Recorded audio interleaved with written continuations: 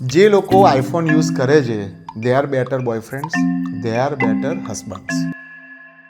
ભાઈ આ એક ફની વાત છે અને આને કોઈ અલગ કન્ટેક્સમાં ના લેવી, પણ મેં એક વસ્તુ ઓબ્ઝર્વ કરી છે. હું સેમસંગ વાપરવાવાળો માણસ છું, પણ મારા બહુ બધા મિત્રો આઈફોન વાપરે છે, એપલના બહુ મોટા ફેન છે. અને એમાં મેં જોયું છે બે જોરદાર વાત.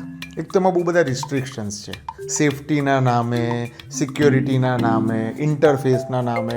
તમને આ નહીં કરવા દઈએ, આ તમારે પે કરવાનું, XYZ. પ્લસ આ બધી તકલીફો પછી બી તમે તમારા આઈફોનવાળા કોઈ મિત્રને પૂછજો, એટલે કહેશે કે બોસ આના જેવો કોઈ પ્રોડક્ટ નહીં, અને આના જેવો આ નહીં. એ એટલો બધો ડિફેન્સિવ થઈ જશે અને એને એટલું બધું પ્રોટેક્ટ કરશે.